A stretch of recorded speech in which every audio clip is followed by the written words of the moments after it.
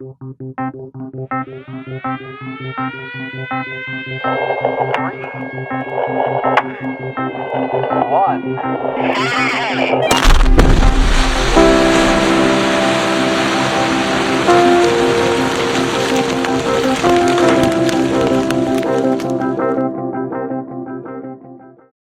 this is the Blast Report podcast on all things blasting.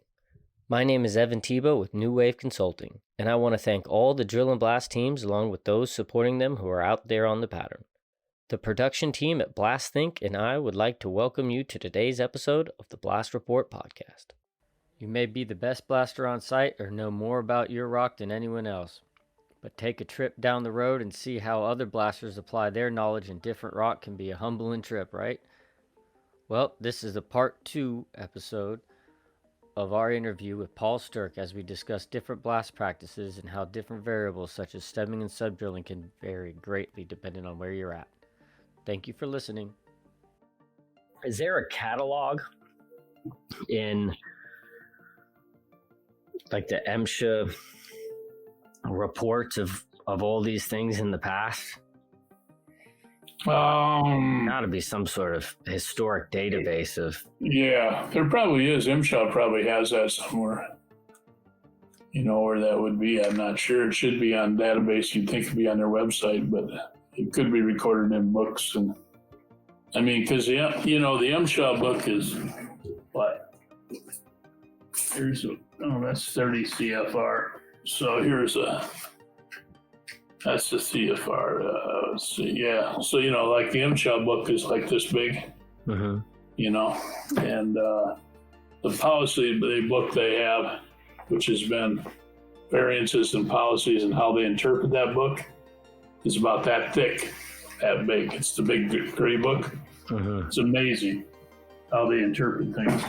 The interpretation is quite a career in itself, right? The interpretation of, I think a lot of people get paid the big bucks when it comes to, when MSHA comes to visit the mine site and how they handle that. There was a misfire at a mine site, and they knew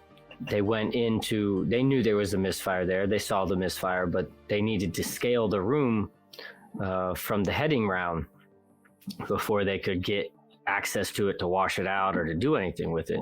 So they're in there scaling the room, and they've got a very obvious bootleg where the misfire is, and EBSHA happened to pull up right then, and the foreman at the time was there with the scaler, and the inspector writes him a ticket saying that they're breaking the 30 CFR regulation that you can't do any work while in the presence of a misfire. But actually, he had to confront that same rule, saying that the necessary work was scaling. That scaling was the necessary work that needed to be done in order to access the misfire, to handle it, to wash it out and get rid of it. And I thought that was quite an interesting and thoughtful way of interpreting that rule, was that's actually what was needed to be done, and he had to confront the inspector about that. That was a story that taught me a nice lesson. Yeah, it's important that the laws are referring to something in the 30 CFR, that they're referring to a regulation. It's when they say you can't do that, and you say why, and they go, because I said so. Well, yeah, no, it don't work that way. You definitely got to be able to refer it to something. So, and there's some gray areas out there too. Like MSHA legally can't inspect a mine, believe this or not. Say you start a new mine. Let's say you and I are starting a mine in New Mexico, and we're driving a drift and getting stuff going and all that, but we're not selling no product. They got no jurisdiction over us. We're not selling nothing. It's all for self-consumption. Oh, wow. So that's why some of these mines you hear about, like where they're mining gems or that, and you look at it like on TV and you go, holy God, what those people are there? Look at this violation. That there ain't no violation. It's private. until they start selling the product. It's not a deal. We ran into this in Texas at a couple places. I had a buddy that was with a company, and I said, I don't think we got some old MSHA inspectors to talk to about it. Every powder company in the world's got an MSHA inspector on their payroll, a retired one, so that you can, interpret some of this stuff. So. Very true. Yeah, actually, I remember there was a TV show on like Discovery Channel of like some coal mining, and they made everyone look really bad. I mean, they, not that we should be, depicted as the best people on the planet, but they definitely made us look really rough. No safety glasses. I mean, they really kind of did this for television and not reality, and they didn't even show what some underground mines look like, the safety levels that do operate. And it was just so bad. And I wondered, how did they operate this TV show and manage any of this without like an immediate MSHA inspection? And then I think that what you're saying now is probably how they got away with it. They just they did get the MSHA inspection. A lot of that stuff in that Reality Coals thing was corrected down the road. Oh, it was pretty quickly. Oh yeah, MSHA inspectors were watching the show. Well, and to anybody who was in the industry, you could see what was wrong. Yeah, I mean, it was the first episode, and I'm sitting here going, "Well, doesn't even look real." This looks like it's fake television to me. Yeah, but you go to a lot of different places. Some places. I remember going to a quarry one time, and the guy that was running the crusher, he was in shorts, no t-shirt. He was in real short shorts and a pair of flip-flops up there in the crusher tower. Too damn hot. It was hot, yeah. He's up there with his hose spraying down piles and stuff, and no safety glasses. And yeah, that's true. 20-some years back, but I showed up to a quarry one time, and I don't think many outsiders ever showed up to this quarry. And I pull in, and there's two guys just hanging out inside a big loader bucket that had been lifted up to the end of a head pulley of a spreader at the base of a crusher. And so they were getting whatever their 1 inch minus, and they were changing out that head pulley or doing some maintenance up there. And there's just two guys with ratchets and hanging off in the top of a bucket, no, not even tied off or anything. And they just look at me, and I look at them, and I'm like, they just thought I was an inspector immediately, because they just, who's this guy showing up in this white vehicle that we've never seen before, and I'm telling them, you guys better stop doing this before, a real inspector shows up, I just looked at it. The funny part is people know. They know. Yeah, they know what they're doing.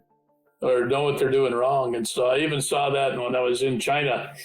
We were on a tunnel job, and they were working on the portal. They had all that bamboo scaffolding up there, And there was a guy up there, and I was taking his picture on the scaffolding. I looked, and he didn't have his tie-off on. He saw me taking a picture, and he reaches behind and hooks up his belt on something, because he knew he was supposed to. But at the time, he wasn't using it. But people know sometimes. Sometimes they don't know. Most of the time they do. And they're taking a shortcut. Yeah. So yes, that's not very uncommon. It's weird, when you go up to a new site, you get exposed to a little bit more.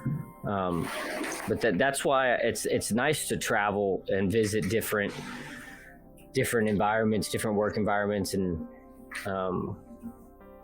see how different families and companies operate, what they're doing. You can learn lessons from one, which are better or which are worse. I remember I visited one site, and they had fall protection while loading the bulk trucks, which is pretty common. I think that everyone should have some fall protection when you're loading from the bin into a bulk truck. But then they also made it mandatory that you had to have a second person there while you were loading. And I really like that rule, because yes, you have fall protection, but then you're slammed on the side of a bulk truck, in your harness, just off, maybe a few feet off the ground by the time that thing breaks free and catches you, right? Yeah. So you might be unconscious, and if there's someone 30 minutes down the road in a haul truck from that bin, let's say it's a satellite bin, or who knows, you could be hanging there for the shift. You could be hanging there for 30 minutes at best, let's just say. Yeah, and 30 minutes is a critical point. That could cut your legs off right there, or just kill you, right? It just kill you. Usually it's 30 minutes is about a critical thing. It's a lot of hunters have that happen, It's true. When they have in tree stands now, they're making that so that you can break free. You can cut it's just because you got the protection, it keeps you from crashing to the ground, but you still got to be able to get down, just like you're saying. So, but, I would hate to, and let alone, and it would be even worse if you were conscious through the whole thing and knew you were hanging meat or whatever, dead meat. You were dead meat. You're hanging there. Yeah. So that was one of the really nice things that I had learned visiting one site that brought perspective. And I think that, more of us blasters, especially if we're working for certain companies or engineers, we should be able to do some cross training throughout different sites, and one of the benefits of working for a powder company instead of just one quarry all the time is that you do get that opportunity to see how other people do it. Because people do things different, that's why I doubt you'll ever see a national blasting license, because a coal miner in Texas is different from a coal miner in Wyoming. It's different from a coal miner in Kentucky. It's different from a coal miner in Virginia or West Virginia. They all have different nuances, and it's good to see that. It's a good way to share. Hopefully, you can share some of that stuff. But stuff that works maybe in Virginia is not necessarily going to work in Texas. I'm not sure what all works in Texas, but 100%. Yeah, you couldn't be more right on that subject. So, and that's not even including the environment, right? I always talk about that when I do training sessions. I went and visited a facility up in northern Canada, and they were mixing up what holes they were loading, and there weren't any stakes in the cuttings, marking out what the depth of the hole is, or marking where the water was, or even what the whole label was. And I was like, all right, well, there's a giant, we're talking 13-inch boreholes, give or take. And they just were like, well, we can't do that here. We can't. I think I already shared that in the story on one of the podcasts. I'm not sure, but they were like, we can't do that here. That the cuttings freeze up too soon. I was like, what do you mean the cuttings and so I went out there into the pattern and took a stake and a hand sledge, and I hit the stake, and it shattered. It shattered. It just couldn't penetrate, and so then I'm taking the sledge and hitting the cuttings, thinking, oh, well, you could do this. And then I'm sitting there beating the cuttings, and they're frozen solid. We're talking minus 20 to down to minus 60 sometimes. And so what do they use for cutting? It was, say that again? What do they use for cuttings then, or do they bring cuttings in? This was the cuttings of the borehole that were. What do they use for stemming then? They brought stemming in, and they had stemming, and it was de-iced, and they had a stemming machine, and they had that the stemming itself was a big pain too. I mean, their stemming would freeze up, so they'd have a massive loader just crushing the stemming just so that they could load it. And then stemming would always plug up in the hole, and so that you'd have a massive borehole with only like 2 feet of stemming, because it would plug up as soon as so then you had to really be careful. I mean, it was quite an operation to see what you would think would operate on a normal basis. Oh, why don't you guys just put stakes in? And they said, we can't do that. And I was like, sure you can. Just, it was reason after reason after reason that you couldn't do it. And I was like, oh, Okay. Yeah, let's think of something else. So it ended up being a union thing, was having to get the poor driller out of the drill rig after each hole and put it in the cuttings before it froze. And getting a senior driller out of his drill rig in -60 every, however many minutes it took for us to drill that hole, that was not part of his job when he signed up for it. He was drilling that whole row before he'd ever get out of that cab. Sometimes they would never even get out of the cab before. I was going to say, if they ever got out of the cab, yeah, most of them, that was not the case. And I think when we were there, they didn't like us very much. But wow, yeah, that was like you said, when it works in some situations, it doesn't necessarily mean it works somewhere else. Yeah, for sure. And for you, I would think that you've got quite a few stories of coal, seeing coal work out in Wyoming versus coal in West Virginia. Have you ever had any staunch differences you see there? Other than, cast blast, right? But yeah, well, it was kind of interesting. I don't know if you know the Explosive Academy there at Beckley. Oh, wait a minute, hold on.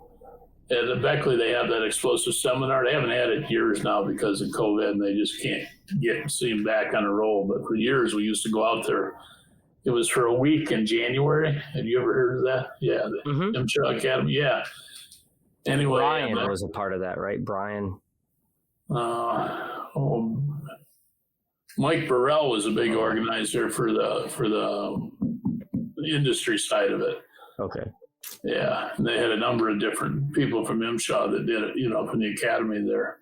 Wayne Lively, he was one of the ones that started it, And but anyway, I was back there. This is when I first started going out there. Of course, I was from Wyoming, and the only coal mine I've seen was in Wyoming. I hadn't really been to any other open pit mines, in Wyoming, Montana, that area, Sheridan, and you see those big eye walls of coal, 100-foot wall of coal, and wow, that's cool. So I went to the academy, and these guys are talking about cast blasting in like Alabama, and they're cast blasting in Virginia or Kentucky and wherever, West Virginia, and I'm looking, and they got a picture of the whole high wall there, and I said, man, I don't see the coal, in my mind. So finally I put my hand up, I was kind of embarrassed, and I go, I'm from the West, and I'm used to these 100-foot coal seams, I said, where's the coal in this picture? And he goes, well, it's right there. Can't you see that 3 foot at the bottom there? He goes, that's the coal. He goes, we just shoot all this other rock over it. And I go, oh, we just have this little bit of dirt at the top like that. And we shoot the dirt off, and then all the coal is there, So, yeah, so it's a perspective is different, especially if they're doing met coal, because, they're not really thick met coal seams, as far as that goes. But, right. Very high BTU met coal, but very dense. Yeah. And then I learned some more, like they had some pictures of like a road job, and I didn't realize, like in West Virginia, they bid their road jobs on how much coal is on the shot. And I go, what do you mean? And I go, what do you mean? He goes, take a look at this cut here. And they brought a slide up, and it had like 4 or 5 different seams all the way down this 100-foot cut. And he goes, we can sell all that coal along with the, we're going to save the coal and we go take it out. So it's pretty wild. Yeah. So, and that's way different than you like in the Powder River Basin, where you got, 60, 100 foot of coal, it's way different. You don't have big seams. You got one giant seam, not a bunch of small seams, So, and that's where, and even some of the powder companies have got into that now. I've seen some of the new software and that out there, without naming companies, that can shoot, like, I don't know quite how they do this, but the way they cast it, they can shoot the top and then shoot the coal, then shoot the next cap, and then the next waste, and then the coal again, and it all piles up that way, And I've seen that almost the same thing with underground with electronics now. You can do wonderful where you got a narrow vein gold seam, and they'll shoot the waste out on the bottom and the top and then drop the ore so they can muck all the waste out, and there's the ore right there, so. But, that's pretty impressive. Yeah. So how do they do that in the narrow vein seam? Like, how does that work when they shoot? So they know where the gold is through sampling, and they're in a stope. Yeah. And they're shooting from the bottom and the top? Yeah. So you got a drift above it and a drift below it? No, it's like if you got let's say a 10 by 10, you're taking a 10 by 10 out of the wall, okay? Okay. And they'll shoot, and the ore is in there at a 45, we'll say, for demonstration purposes here. So and it's 2 foot thick or 1 foot thick, where you just shoot everything else out, almost like a double burn. You can take it all out, and then all that's left is the waste or the ore at the end, and you shoot that last. And that sits right in the back of the drift. Yeah, sits right in the back of the drift. So everything you muck first is mucked waste. out as waste. Yeah. So it's the way to so you don't have to muck it all, then separate it at the mill. So you're only dumping ore in the ore bin then. So lots of different techniques out there and all kinds of stuff, just like the road cut in West Virginia. I never thought about coal being on a road cut that you could make money on it, Yeah, but, absolutely. That's pretty. You got 5 layers of 2 foot of coal at a high BTU. You're gonna make some money on that. No two ways about it. Absolutely. And we're gonna start putting roads in more places then. Yeah. That's unbelievable. No, I never would have thought of that either. And I'm sure people have been. Once someone thought of that, they were doing that for quite some time. Yeah. That really offset a lot of drill costs and. Yeah, you can you can afford to do a little more stuff when you got, besides just doing the road job and getting rid of dirt for them, or whatever, overburden, but you're going to make a little profit on the coal. So that'll pay for a lot of stuff. And another thing, when it comes to like dimension stone blasting, was we're always talking about sub drill and how deep does your sub drill need to be in order to pull your floor in a regular quarry, right? If you got irregular bedding planes, you're worried you're going to shoot to the plane, or you got to drill a little bit past it, and what's that sub drill in your equation? Are you going to impact the bottom bench, the next bench below too much, right? Are you going to be sub-drilling so much that you're now going to fragment the bench next year or in 10 years when you get to it, that you're going to have all your holes caving in? I know that that's a case somewhere that I'm working with, or with dimension stone, you want to have a negative sub-drill, a standoff, yeah.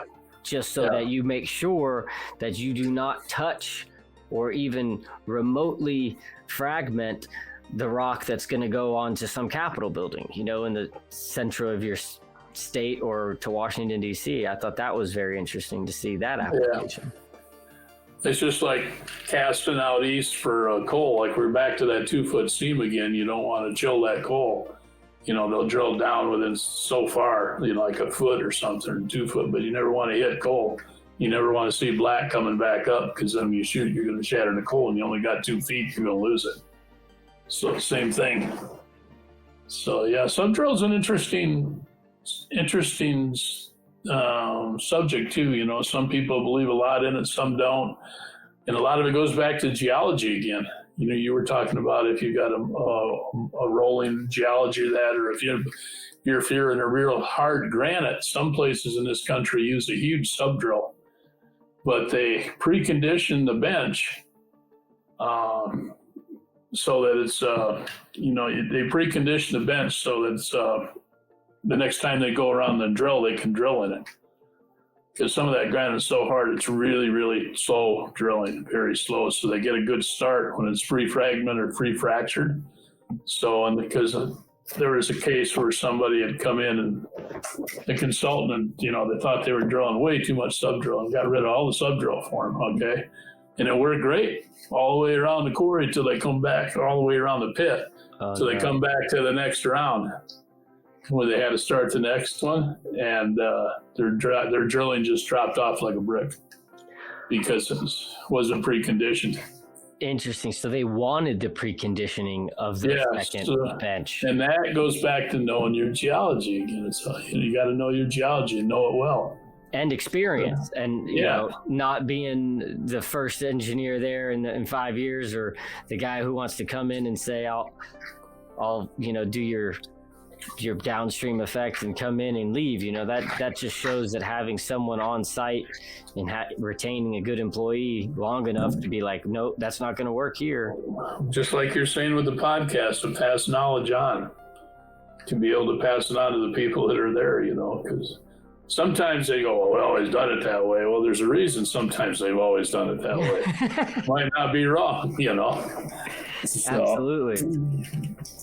Yeah, because I was on a project where they were preconditioning the bench below so much so that they could not even collar their holes. It was it was something out of a movie where it just kept falling in that I felt like I was walking in some sort of landmine, walking on the pattern, because there was just so many re-drills. Yeah. That, you thought you knew what hole. There were so many re-drills that even the bulk truck operator was having a hard time navigating. So that reduced their production so much because the bulk truck driver was having to back out and go down different holes so many times.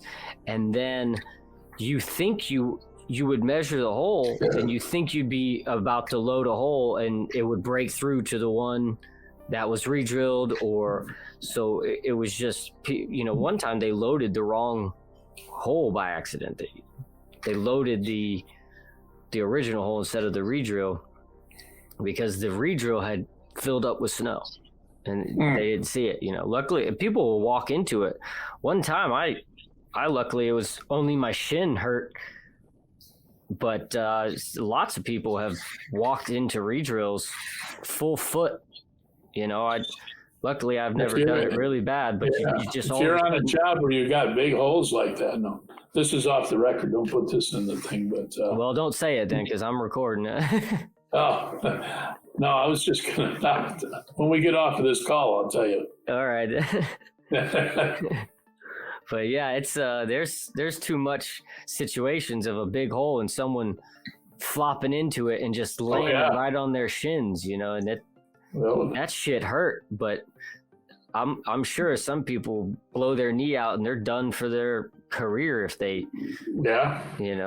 especially if they've, if they're a senior blaster, their knees can't hit something like that. Yeah. So, and even if you're old and you got new knees like me, you can't hit something like that, Yeah, you got some new equipment. Yeah, but you can't kneel down or whack these new ones. The metal don't work that way. So. Wow. Yeah, it's crazy to think that, there's the applications that are good in one site when it comes to preconditioning the floor are detrimental on another site. Yep. And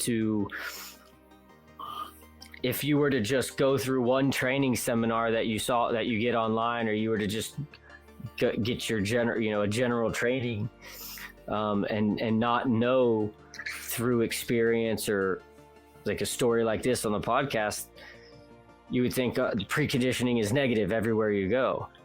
But hearing about it in granite is that's detrimental to the production of the following bench.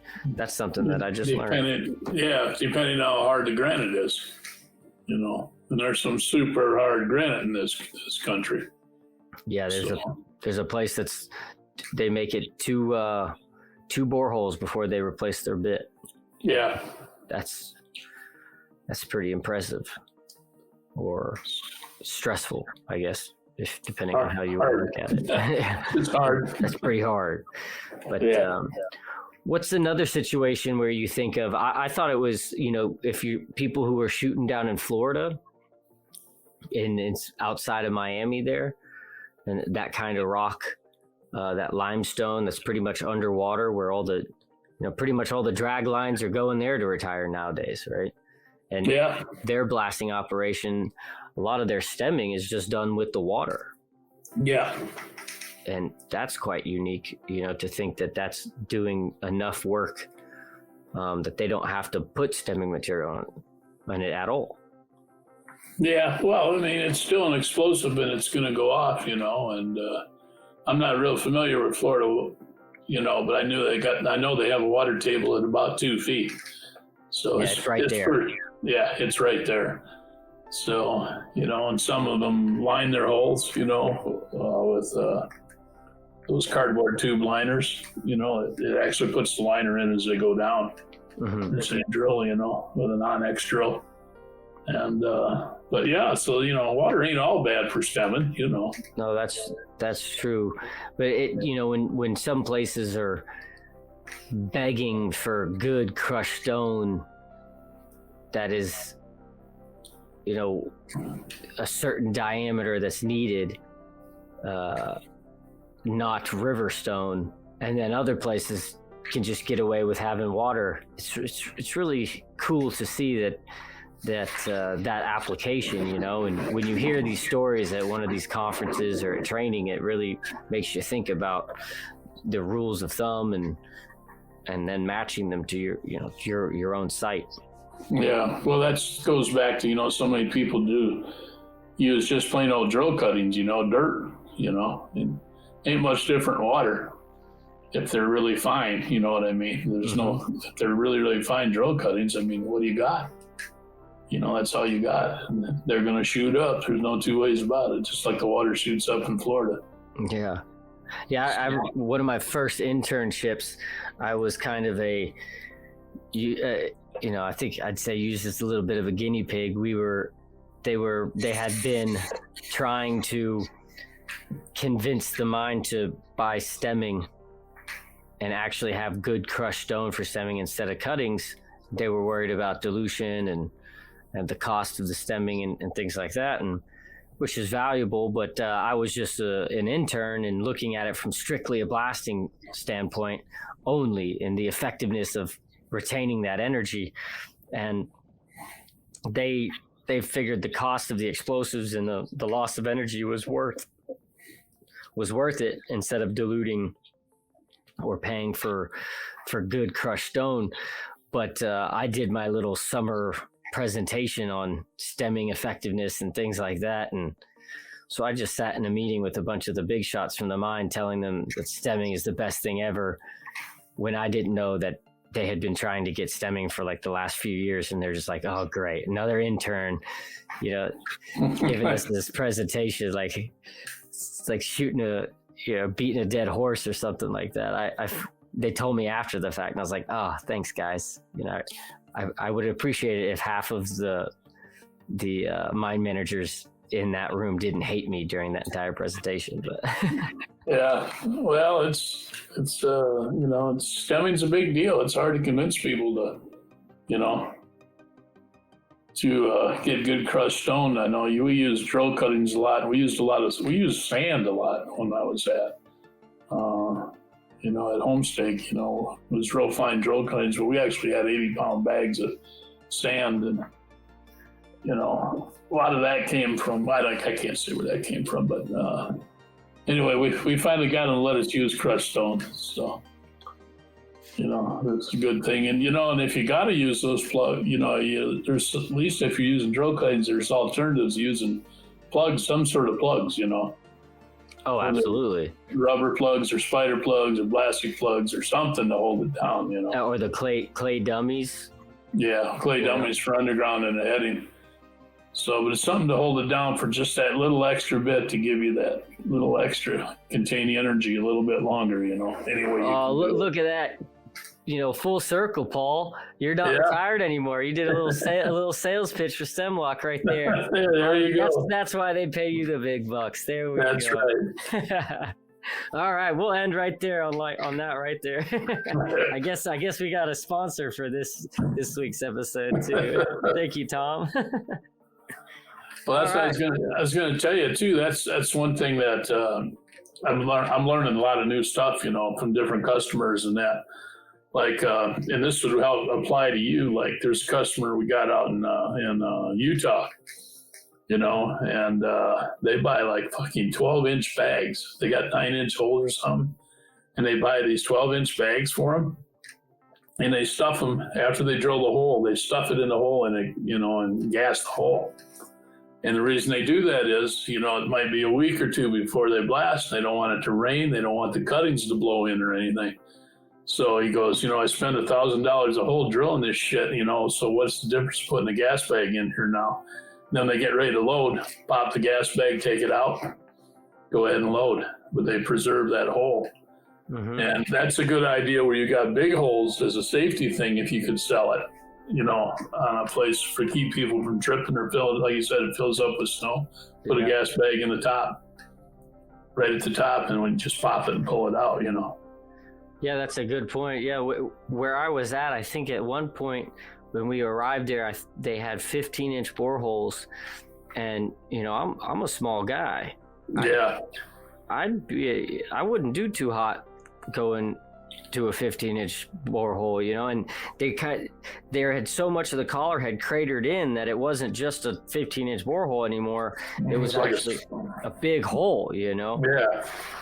It's a massive holes, but you know, so if you tripped, you really have to put your elbows out and hold your whole body weight, or else, you know, maybe your mining belt would help catch you. But it's like going down a well, you know. Yeah. The little kids go down those wells, you know. You wouldn't think they could, but they could. So and there was no lassie on our pattern. So get little Timmy. Thank you for listening to this episode of the Blast Report podcast. I want to thank the team at Blast Think for producing this show, and please follow along for more episodes in the future, and share this podcast with your colleagues so we can continue to honor our industry and the people in it. Be safe and have a blast.